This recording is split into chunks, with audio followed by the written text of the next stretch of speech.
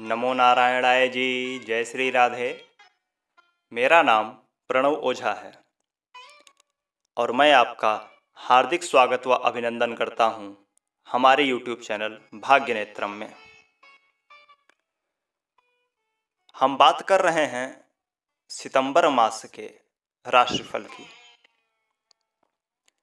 कि सितंबर मास में क्या होगी ग्रहों की आकाशीय स्थिति, उनकी मूवमेंट क्या होगी, किन ग्रहों की युतियों से, किन ग्रहों के राशि परिवर्तन से हमारे जीवन में क्या परिवर्तन आएगा, और ग्रहों की गोचरीय स्थिति को देखते हुए यह सितंबर मास मुझे बड़ा ही खास लग रहा है, बड़ा ही विशेष लग रहा है। इतने ग्रहों का परिवर्तन हो रहा है, ग्रह स्थितियां इतनी बदल रही हैं जो किसी एक माह में अचानक पिछले 3-4-5 महीने में नहीं हुई हैं। कारण क्या है? अभी हम लोग सुन रहे हैं, समझ रहे हैं, हर जगह से सुनने में आ रहा है कि सब कुछ अशुभ ही अशुभ है इस 2020 में।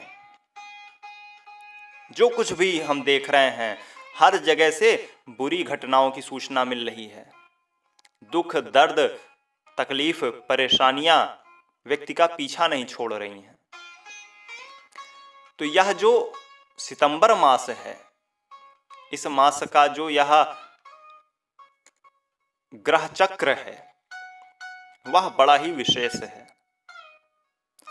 और इनको देखते हुए मैं काफी हद तक यह श्योर हो रहा हूं कि अक्टूबर मास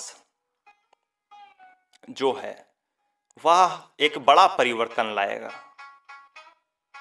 हर एक चीज में अच्छा होगा बुरा होगा मैं यह नहीं कह रहा हूं, लेकिन एक बड़े परिवर्तन के तौर पर मैं देख रहा हूं कि सितंबर पश्चात एक बड़ा परिवर्तन नजर आ रहा है।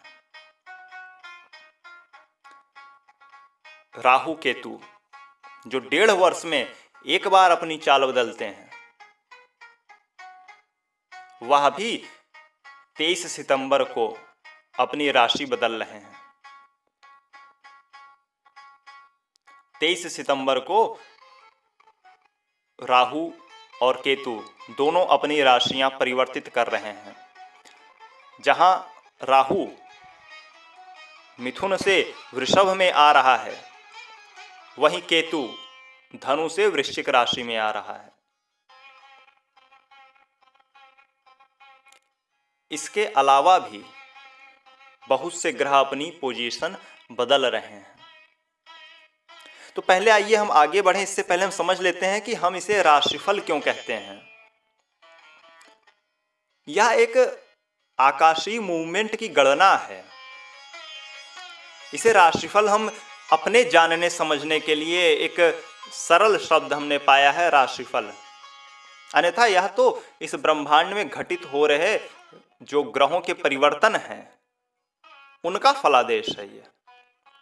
परंतु जब हम उसी को 12 भाग में डिवाइड कर लेते हैं, 12 भागों में विभक्त कर लेते हैं, तो गणना करना थोड़ा आसान हो जाता है।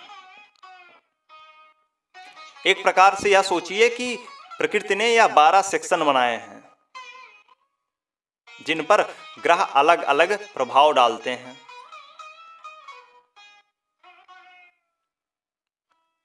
अब पहले आगे बढ़े इससे पहले हम एक बात और सबसे आवश्यक जान लेते हैं कि जो भी राशिफल हम देख रहे हैं इसे लग्न से देखें कि चंद्र से देखें, तो जितने भी पुराने शास्त्र आप पाएंगे सब में चंद्र लग्न को महत्ता दी गई है गोचर के लिए। परंतु मेरा अनुभव जो रहा वह लग्न पर अधिक सटीक रहा कि लग्न से यदि गोचर देखा जाए तो अधिक सटीकता देखने को मिली। तो इसमें किया क्या जाए, एक संतुलन की स्थिति क्या है। तो किसी के कुंडली में लग्न अधिक बली होता है तो किसी की कुंडली में चंद्र अधिक बली होता है। तो जिसकी कुंडली में लग्न अधिक बली होगा उसके गोचर मैंने अनुभव में पाए कि लग्न कुंडली से देखे जाएं तो ज़्यादा सटीक बैठते हैं। और जिनकी कुंडली में चंद्र अधिक बलवान है, चंद्र लग्न अधिक बली हो जा रही है, उनकी कुंडली में चंद्र से गोचर सटीक बैठता है। तो आप इसे अपने नाम और चंद्र अर्थात अपने लग्न और चंद्र दोनों से देख सकते हैं और दोनों को आप व्यवहार में लाइए और देखिए कि आपके साथ क्या अधिक घटित हो रहा है। यह आपका होमवर्क है। इसको आप पूछिएगा मत कि मैं क्या कौन सा देखूं। यह आपका होमवर्क है। आप ये देखो कि कौन सा आपके ऊपर ज्यादा फिट बैठता है, लग्न राशि या चंद्र राशि।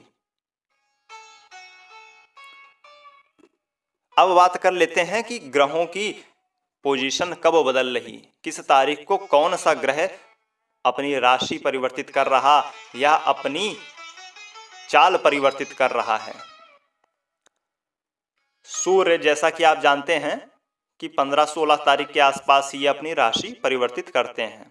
तो 16 सितंबर को सूर्य सिंह राशि से कन्या राशि में जा रहे हैं। चंद्रमा आप जानते ही हैं कि यह प्रत्येक 2.5 दिन में अपनी राशि परिवर्तित करते रहते हैं। मंगल यह 11 सितंबर को अपनी राशि परिवर्तित कर रहे हैं। बुध देव, क्षमा कीजिएगा, जो मंगल हैं, मंगल 11 सितंबर को मार्गी हो रहे हैं। बुध देवता 2 सितंबर को कन्या राशि में प्रवेश कर रहे हैं। गुरु 15 सितंबर को मार्गी हो रहे हैं। बड़ा परिवर्तन है यह। शुक्र 1 सितंबर को कर्क राशि में प्रवेश कर रहे हैं। राहु केतु का हम बता ही चुके हैं कि यह 23 सितंबर को अपनी राशि परिवर्तित कर रहे हैं। राहु मिथुन से वृषभ में आ रहा है और केतु वृश्चिक धनु से वृश्चिक में आ रहा है। तो यह एक बड़ा परिवर्तन है। आइए अब बात करते हैं कि वृश्चिक राशि वालों के लिए यह सितंबर 2020 का महीना कैसा रहेगा। यह जो आकाशीय स्थिति बनी हुई है, गोचरी स्थिति बनी हुई है, इनका वृश्चिक राशि वालों पर, वृश्चिक लग्न वालों पर क्या असर पड़ेगा। तो सर्वप्रथम आइए जान लेते हैं कि आपके अनुसार, वृश्चिक वालों के अनुसार गोचरी स्थिति क्या है। द्वितीय भाव में स्वग्रही गुरु केतु के साथ बैठे हैं, तृतीय भाव में स्वग्रही शनि बैठे हैं और षष्ठ भाव में स्वग्रही मंगल बैठे हैं। अष्टम भाव में राहुदेव बैठे हैं, नवम भाव में शुक्रदेव हैं, सूर्यदेव 10वें भाव में हैं और एकादश भाव में बुध देवता बैठे हुए हैं। तो यह जो स्थिति है आपके लिए व्यावसायिक रूप से आपके काफ़ी अनुरूप है। रोजगार की दृष्टि से, धन की दृष्टि से काफ़ी अनुकूल है, धनागमन की दृष्टि से अनुकूल है। कोई आप नया काम काज शुरू करना चाहते थे और कोविड की वजह से वह रुक गया है, तो यह सितंबर 2020 आपके लिए बहुत ही उत्तम है। कुछ नया प्रारंभ करिए। सरकार से, प्रशासन से, अधिकारियों से आपको सहयोग भी अच्छा खासा प्राप्त हो जाएगा।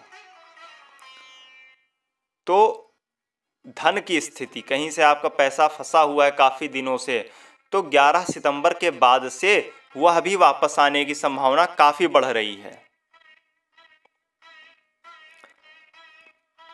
जो भी लोग निवेश से जुड़े हैं अर्थात शेयर मार्केट वगैरह से या इस तरीके के शॉर्टकट रास्तों से जुड़े हुए हैं, उनके लिए भी यह महीना बहुत ही उत्तम रहने वाला है। 23 सितंबर के पूर्व कुछ आपको बड़ा अचीवमेंट हाथ लग सकता है, लेकिन बैठे बैठे नहीं, प्रयास करना पड़ेगा। प्रयास करिए, ग्रह आपके अनुकूल हैं, आपको लाभ अवश्य मिलेगा। भाई बहनों का सहयोग भी प्राप्त होगा। हालांकि यह स्थिति धन के आगमन के लिए जितनी अच्छी है, धन संचय के लिए उतनी अच्छी नहीं है। संचित धन के हानि के योग हैं। संचित धन आपका खर्च हो जाए, किसी को उधार देना पड़ जाए या किसी माध्यम से, तो यह जो योग बन रहा है, थोड़ा सा ड्राइविंग करते समय ध्यान दीजिएगा, चोट चपेट ना लग जाए। हमें ध्यान देना है, जो भी यूरिन संबंधी इन्फेक्शन होते हैं या हमें परेशान कर सकते हैं, जलन है या अन्य बातें हैं, या हमें थोड़ी परेशान कर सकती हैं। मुंह में छालों के योग हैं। वैवाहिक जीवन के लिए बहुत अच्छी स्थिति नहीं है। आपसी मतभेद, आपसी मनमुटाव बढ़ रहे हैं।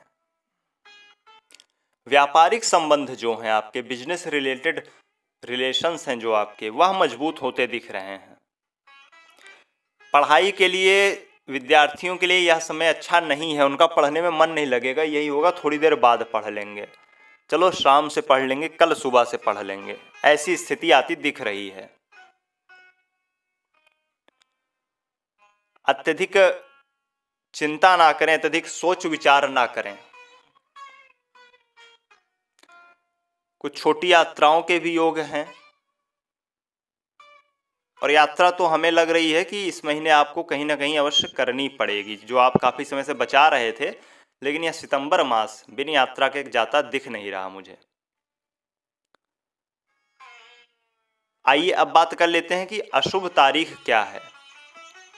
किन तारीखों को हमें कोई नया काम नहीं प्रारंभ करना, कुछ नई शुरुआत नहीं करनी, कोई बड़ी डील नहीं करनी। और जो लोग डिप्रेशन से हैं, जुड़े हैं, डिप्रेशन से जिनका नाता है, अवसाद में हैं, हताश हैं, निराश हैं, उन्हें अकेले आदि नहीं बैठना। किन तारीखों को?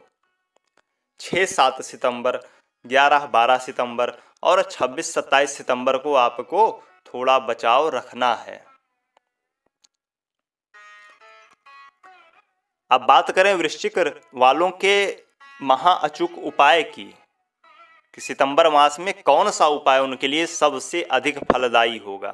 उससे पहले हम आपको एक आवश्यक सूचना देना चाहते हैं। हमने पितृपक्ष की 4-5 वीडियो अपलोड की हुई है और भी आगे करने वाले हैं। उन्हें अवश्य देखिए, उनमें बताए गए रूल्स अवश्य फॉलो कीजिए, उपाय बताए गए हैं जो उसमें अवश्य कीजिए, क्योंकि जब पितर हमारे संतुष्ट हैं, शांत हैं, तो ही हमें ग्रह शुभ फल दे पाएंगे। यह बात आप नोट करके रख लीजिए।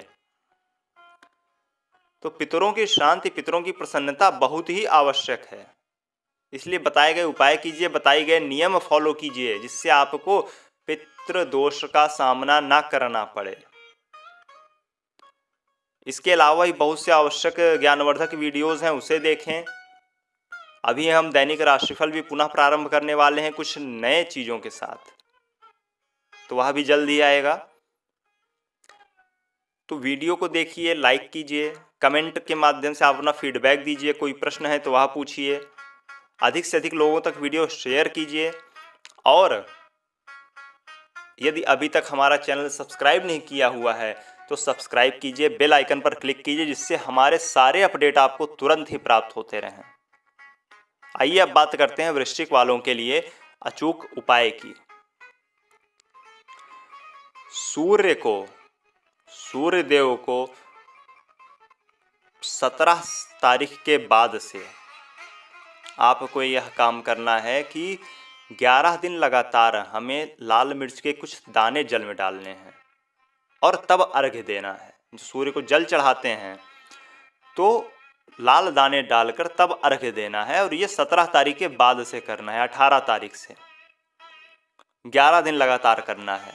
और अपनी मनोकामना, जो भी व्यवसाय संबंधित मनोकामनाएं हैं, धन संबंधित मनोकामनाएं हैं, कोई काम फंसा हुआ है, कोई सरकारी काम फंसा हुआ है, उससे संबंधित मनोकामनाएं हैं, उनके लिए यह उपाय है और निश्चित तौर पर यह आपके लिए फलदायी होगा। सूर्य का मंत्र जो है ओम ह्राम ह्रीम ह्रौम स्वः सूर्याय नमः। ओम ह्राम ह्रीम ह्रौम सः सूर्याय नमः। इस मंत्र का जाप करिए तो खोज करें, अनुभव करें और आनंद को प्राप्त हो जावें। लाइक करें, शेयर करें और सब्सक्राइब करके जुड़ जावें। श्री राधे।